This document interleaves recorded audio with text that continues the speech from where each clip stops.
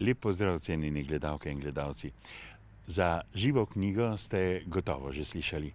A kaj je pravzaprav to? Je to morda ogledalo naše vesti ali pa naša vest sama? Zanimiv poseg v nas same, zares zanimiv projekt. Menda so gluhi in naglušni zadnje čase veliko bolj sprejemljivi v našem okolju. Pa je res tako? V lovski družini Pades živalmi gospodarijo že 68 let. Pravijo, da so v tem času veliko prispevali k lastni prepoznavi in delu.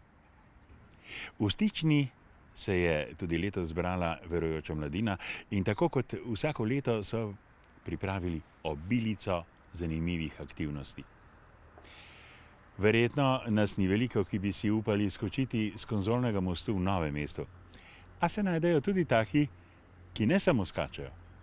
Čisto na koncu pa smo sedli še v svetniške klopi občine Dolenjske Toplice in sprejeti občinskega prostorskega načrta v občini Šentrupert. Bodite z nami tudi v nadaljevanju.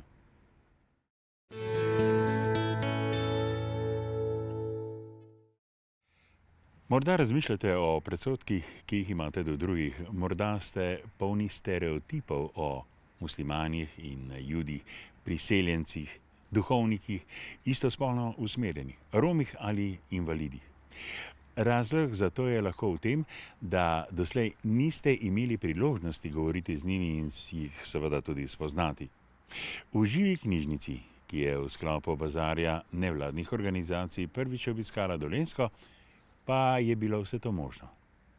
V novomeški hiši kulinarike so se lahko ljudje včlanili v Živo knjižnico, kjer knjige lahko govorijo. Torej, knjige so žive, gre pa za osebe, ki v bistvu so pripravljene deliti svojo osebno izkušnjo. Te osebe pa so pripadnice različnih etničnih manjšin, različnih narodnosti, različnih skupin, ki so v družbi izključene, ki so žrtve stereotipov in predsodkov in pa tudi diskriminacije. V pogovoru z ljudmi pa razkrivajo svoje osebne zgodbe.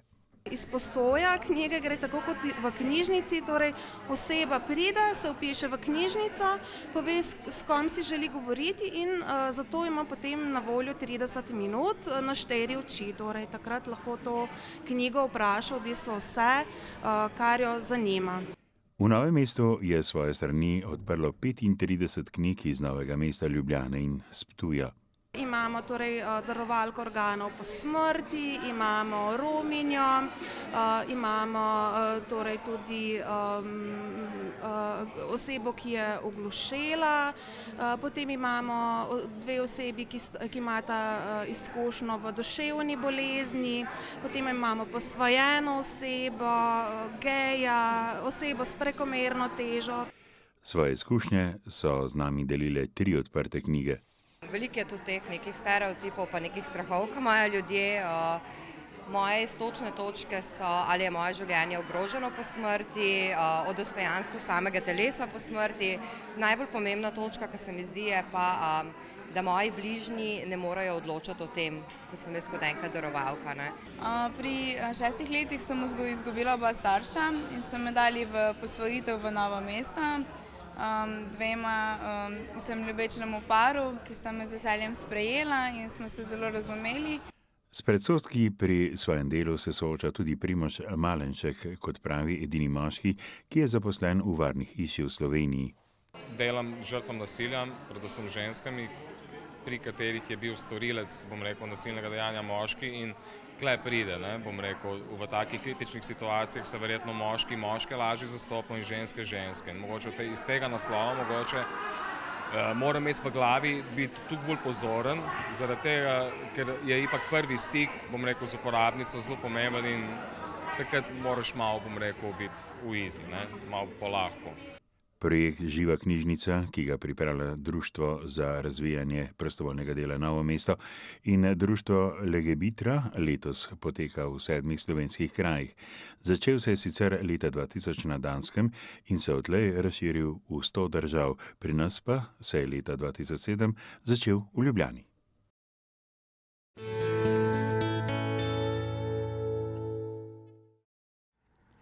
70 milijonov gluhih po vsem svetu vsako leto ob mednarodnem dnevu gluhih opozarja na nevidno invalidnost in neenakopravnem položaju oseb z okvaro sluha. Gluhi so prikrajšana skupina, saj je edina kategorija invalidov, ki za nakup tehničnih pripomočkov države ne prejema denarja, izpostavljajo tudi v društvih gluhih in naglušnih Dolenjske in Bele krajine. To združuje 100 članov. Gluhi in naglušni uporabljajo tehnične pripomočke predvsem za dostopnost do podatkov in sporazumevanje. Slednji sta za osebe z okvaro sluha največji oviri pri vključevanju v družbo. Nimamo brezplačnih tehničnih pripomočkov, nimamo še zagotovljene pravice do izobraževanja v znakovnem jeziku. Par zakonov ni še sprejetih oziroma ne delujejo, torej nekako se na tem področju zelo počasi premika. Gluhi so najslabše izobražena skupina invalidov, poudarja Kastelec. To je že dolgo leta neka travma nas vseh, ki poskušamo tudi takim ljudem, ki so od rojstva gluhi, izobrazbo jim približati. In prevečkrat ugotavljamo, da tukaj tudi zavodi pogrnejo po svoji črti kot sama država. Z gluhostjo se že od malega sooča 32-letni Miha Petelin, ki pa mu je pomagala vsaj operacija. Kot majhen otrok sem imel malo bolj gluh, takrat sem hlapal klikal, ker to mnogo flukni operat. Potem ga pa pohlapkal. Kedam let na kaj pa kam to bi operiran polko katek. Če se ne povečuje število gluhih članov, pa je ravno nasprotno, pri naglušnih so zaskrbljeni v društvu. Naglušnost in tinnitus je bolezen 21. stoletja in celo največja težava glede na sluh v Nemčiji.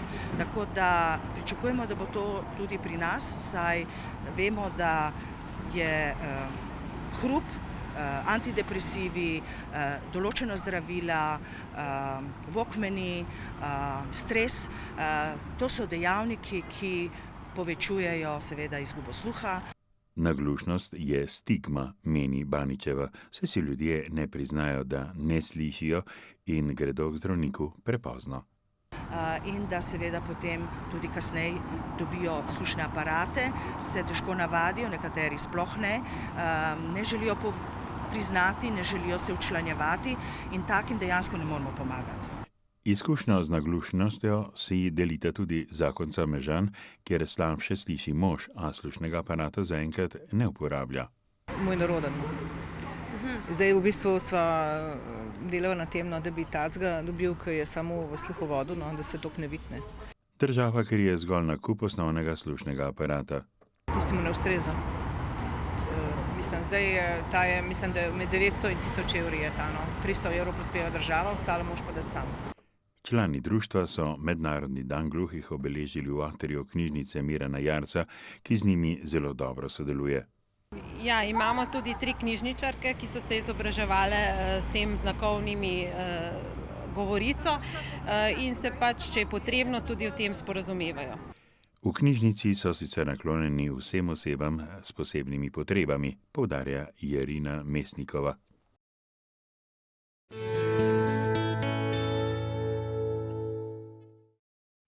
Lovska družina Padež iz novomeške občine deluje že 68 let. Poleg osnovne skrbi za gospodarjenje z divjadjo in skrbi za okolje so v društvu tudi kupovali zemljišča, gradili lovske koče in ostale objekte za potrebe razvoja in delovanja lovske družine.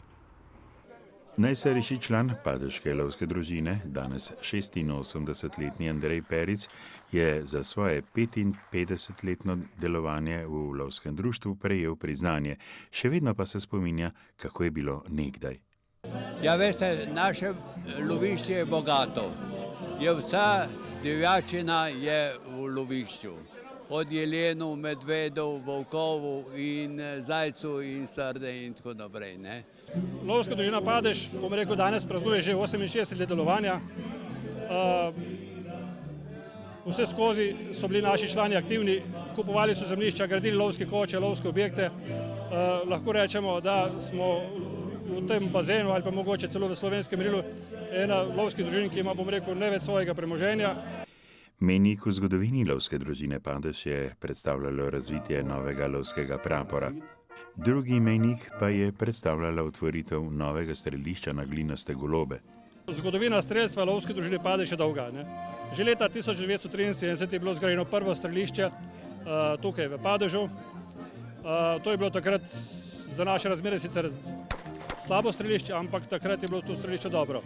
Potem smo imeli dobre ekipe, fanti so streljali, bili so dobri in smo imeli željo narediti novo, boljše strelišče. Potem smo se odločili, dobili zemljišče na Tratah pri Škerjančah, tam smo zgradili strelišče, ki je bilo boljše, mnogo boljše. Nabavili smo 3 nove mašine za metanje glinastih golobov, in vsi, ki so prihajali na strelske tekme, so bili navdušeni. Leta 2003 so zaradi denacionalizacijskih postopkov strelišče v Škerjančah zaprli.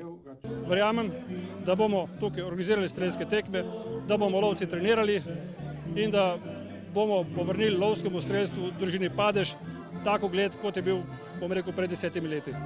Lovska družina Padež je sicer nastala iz 4 lovskih družin: Birčna vas, Podgrad, Ratoha in Padež.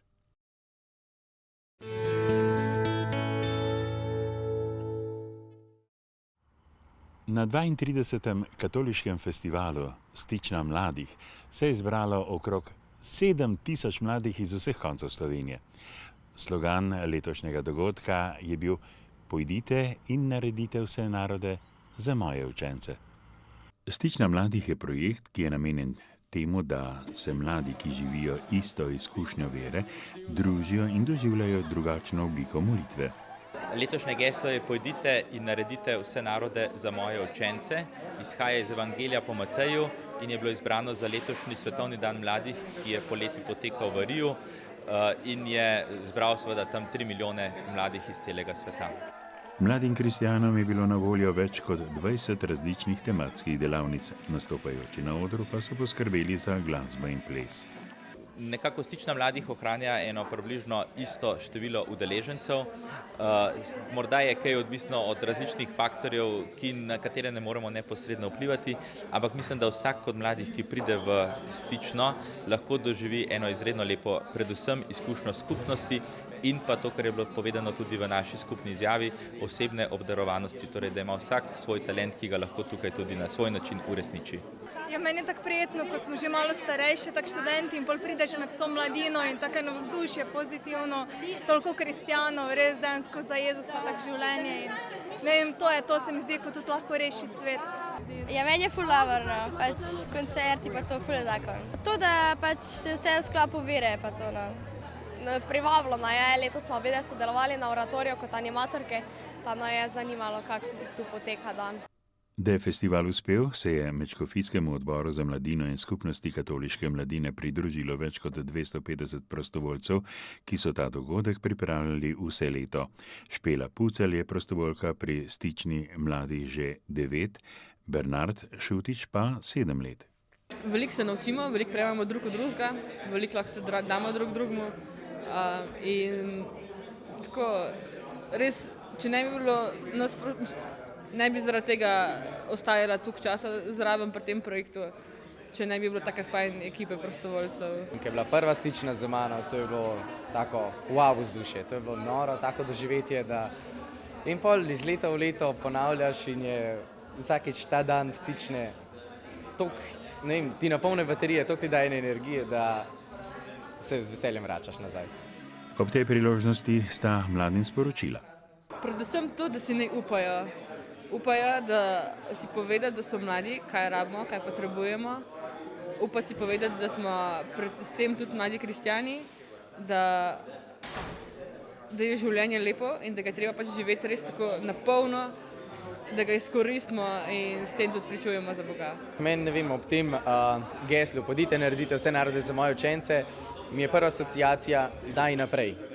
Se pravi, da to izkušnjo, ki jo ti prejmeš, to, kar ti začutiš, kar spoznaš, da, ne vem, je tvoja naloga, da deliš naprej, da daš drugim, da nekomu predaš to veselje. In če bi vsak tako malo, bi se razširilo sporočilo.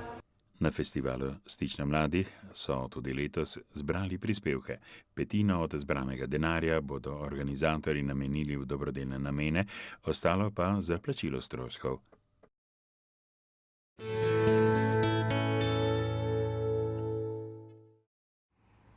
Novo mesto se je s prvo izvedbo prireditve Skoki v vodo Kandijski most 2013 pridružilo partnerskim mestom Mostu na Soči, Kanalu in Mariboru, kjer se tovrstni skoki izvajajo že vrsto let. V Novem mestu so skoki potekali v organizaciji Agencije za šport Novo mesto, mestne občine in zavoda VRT. Prvotni namen prireditve, s katero sicer nameravajo nadaljevati tudi prihodnja leta, je predvsem oživljanje življenja na, ob in v reki Krki. Oživljanje reke Krke kot največjega športnega objekta v Novem mestu, oživljanje mestnega jedra, blizu mestnega jedra smo, in da se ljudje vrnejo nazaj na reko in z njo živijo, kot so včasih. Sam vozim kajak, najlepše na vodi, in res si želim, da bi v Novem mestu bilo več življenja na, ob in v reki Krki. Tako da tudi ideja se je rodila z posedanjem na terasi, pa dajmo mi probati pri nas skoke organizirati. Potem smo pa obiskali seveda partnerska mesta v Kanalu, pa Mostu na Soči, in to je danes rezultat tega. No, mislim, da je to ena atrakcija, ki se prav gotovo lahko prime za našo Krko, in mislim, da glede na pogoje, ki jih imamo, bi bilo prav, da to izkoristimo, in vidim, da je udeležba dokaj velika, kar pomeni, da bi bilo to za ponovič tudi v prihodnje. Na tekmovanju je sodelovalo 19 skakalcev iz Slovenije in tujine. Pomerili pa so se v 3 kategorijah: skoki na noge, lastovka in figurativni skoki. Izvedbo skokov je ocenjevala 5-članska strokovna komisija. Tekmovanje je po mojem zelo uspelo, ki je bilo to razdeljeno, skoki na noge, lastovka, figurativni skoki, zelo na visokem nivoju za slovensko, za Slovenijo samo. Pri oceni skokov je žirija upoštevala različne kriterije. Prvi kriterij je zagotovo pravilna izvedba skoka, brez večjih estetskih napak. Zelo je pomembno, na kakšen način vstopi v vodo, potem je tudi zelo pomembno, kako pride na most, pozdrav sodniku in pa seveda sama tehnika skoka. Tekmovalci so bili, po mnenju žirije, dobro pripravljeni. Nekaj skokov je bilo izredno težkih, recimo skoki dvojnih saltov na glavo, pa dvojni salto naprej z obrati. Res zanimivi skoki, no. Nisem pričakovala tako težkih skokov na tem tekmovanju, ampak to daje čar tekmovanju in zaradi tega je tudi tekmovanje bolj kvalitetno. V skupni razvrstitvi je v kategoriji skoki na noge največ dosegel Žan Mavrič. Najlepšo lastovko je izvedel Jan Vončina, v kategoriji figurativni skoki pa je s konkurenco pometel Borko Miladinović. Pa bilo je odlično, stvarno. Ja volim da dođem u Sloveniju i obožavam kada skačem, bio sam i u Kanali, u Mostu na Soči, ali ovdje Novo mesto mi se zaista sviđa. Tekmovanje v Novem mestu je predstavljalo zaključno stopničko slovenskega pokala. Naziv zmagovalca si je, po seštevku točk s tekmovanj v drugih slovenskih mestih, prislužil Jan Vončina. V bistvu so se tukaj zelo dobro potrudili, je bilo res na nivoju organizirano. Je bilo, mislim, čisto je bilo primerljivo z ostalimi, ki so se res dobro potrudili. V sodelovanju z Agencijo za šport je Klub za podvodne aktivnosti Novo mesto istočasno pripravil tudi jubilejno čistilno akcijo. No, namen zadnjih akcij predvsem osveščanje lokalnega prebivalstva. V zadnjem času pobiramo iz Krke predvsem odpadke, ki se naberejo v Krki tekom leta in so povezani s tem, ko recimo so razne cestne zapore in potem mladeniči ali pa tudi malo starejši odmetavajo te znake v Krko, potem nakupovalne vozičke, kontejnerje in pa ostalo opremo, tudi klopi, ki se nahajajo v Krki. Pri čiščenju zelene lepotice je sodelovalo približno 50 potapljačev in 30 drugih prostovoljcev. Tle pri lokalu sem v 3 minutah celo vrečo steklenic, kriglov, pepelnikov, kozarcev nabral. Drugače so pa smetnjaki, pa vozički nakupovalni so vsako leto spremljevalka tle. Tako da lani so 4 vozičke, ta velika vam potegnil, predlani celo garnituro stolov gostilniških. Da bi bilo življenje ob in na Krki po opravljeni čistilni akciji še prijetnejše, je Agencija za šport občanom v uporabo predala tudi 2 nova čolna.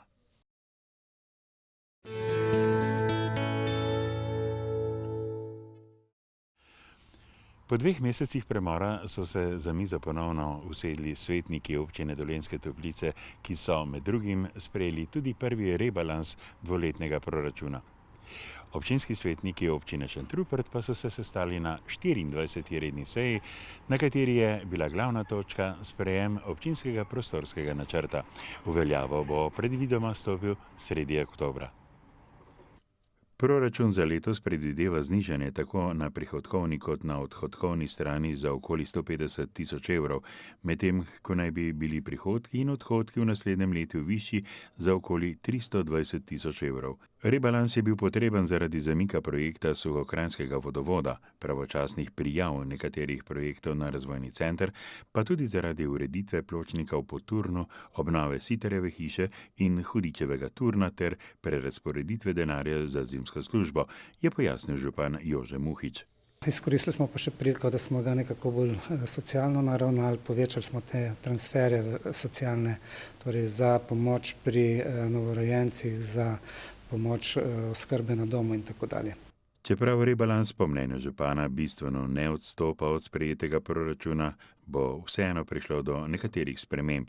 Tudi v občinski upravi, kjer bodo povečali število zaposlenih, saj bo z novim letom v okviru režijskega obrata z delom začel komunalni delavec. Če pogledate po občini, boste videli, da je občina zelo slab gospodar. To gre za velike kilometre makadamskih cest in poti, ki so slabo vzdrževane, gre za šico struge, ki je velikokrat neurejena. Veliko argumentov za to je, da bi zaposlili enega delavca, ki bi bil, če lahko uporabim ta izraz, vajen vseh kmečkih del, torej košnje, uporabe motorne žage, uporabe zidarske žlice in malte in tako dalje. Da občina potrebuje še enega komunalnega delavca, ki bi med drugim obnovil tudi škarpe okoli pokopališč, so se strinjali vsi svetniki, ki so soglasno potrdili tudi poročilo nadzornega odbora. V en glas so zatrjevali, da tako temeljitega poročila še niso imeli na mizi. No, osnovne ugotovitve so pravzaprav te, da smo prišli do določenih, našli smo določene napake, ki se že odpravljajo in smo pripričani v nadzornem odboru, da se bodo odpravile. In tudi sporočam občanom, da ni nikakršnega razloga za nezadovoljstvo z delom občinske uprave. Kot je še izpostavil Goršič, poročilo predvsem opozarja na pomanjkljivosti in daje priporočila zaposlenim v občinski upravi, ki si po njegovem mnenju na lestvici od 1 do 5 zaslužijo oceno +4. Da se vedno niso povsem držali črke zakona, je priznal tudi župan Jože Muhič, a v isti sapi poudaril, da so napake, ki so jih nehote storili, drobne, skorajda zanemarljive. V nobenem primeru pa ni šlo za okoriščanje. V bistvu je šlo za neko opustitev podpisa na dobavnicah, potem ni bilo zelo transparentno izvedeno izbiranje dobaviteljev za kurilno olje. Očitali so nam tudi, da nismo uvedli penalov, torej pogodbene kazni zaradi kasnitve pri označevanju poti, vendar smo takrat ocenili, da je izvajalec ta dela delal zelo kvalitetno, zelo hitro. Tudi zaradi takšnega poročila Muhič upa, da bodo v prihodnje odpravili vse pomanjkljivosti in da bodo občani z delom občinske uprave še bolj zadovoljni. Občinski svetniki občine Šentrupert pa so se sestali na 24. redni seji, na kateri je bila glavna točka sprejem občinskega prostorskega načrta. V veljavo bo predvidoma stopil sredi oktobra. Postopek priprave in sprejema tega dokumenta so začeli že leta 2008. Občinski prostorski načrt občine Šentrupert prinaša nove možnosti, nove razvojne možnosti, predvsem za naselja Šentrupert, Slovenska vas, Prelesje. Gre za nove zazidalne površine, tako za stanovanjsko kot poslovno dejavnosti. Potem so tukaj tudi območje zaporov, ki jih nadgrajujemo z novimi zazidalnimi površinami, ravno tako območje vojašnice. Nadejamo pa se tudi povečanega števila legalizacij, saj smo omogočili kar nekaj dodatnih možnosti, se pravi povečanje iz osnovnega tlorisa recimo iz 50 kvadratnih metrov na 60 in podobno. Čeprav so v Šentrupertu veseli, da imajo ta najpomembnejši občinski dokument pod streho, pa niso zadovoljni z dolžino časa porabljenega za njegov sprejem. Tako kot ne morejo biti zadovoljne druge občine, ki že po 9 let pripravljajo občinske prostorske načrte. Tako da ta rok, ki smo ga mi dosegli, je, sicer se sliši smešno, ampak relativno kratek. Menim, da bo Slovenija morala na tem področju narediti korenite spremembe in da je maksimalna dopustna doba priprave takšnih strateških dokumentov, ki omogočajo potem razvoj 2 leti, kajti tiste površine, ki so vezane na morebitne investicije, odpiranje novih delovnih mest, ne morejo čakati 5 let ali več. Tako so tudi v Šentrupertu izgubili nekaj potencialnih investitorjev. Ampak že v naslednjih mesecih pričakujemo eno večjo investicijo v Šentrupertu, za katero je podlaga ravno sprejeti občinski prostorski načrt. Prav tako pričakujemo v naslednjem letu pripravo vsaj 2 ali 3 podrobnih občinskih prostorskih načrtov, ki pa bodo zagnale spet nove investicije, za katere so tudi investitorji že znani. En izmed investitorjev recimo čaka že 4 leta in se prav čudim, da je še vedno pripravljen to investicijo izvesti. Največji razvoj bo doživelo območje nekdanje vojašnice, kjer bodo vzpostavili lesno-predelovalni center Puščava. Gradbeno dovoljenje so pridobili že junija.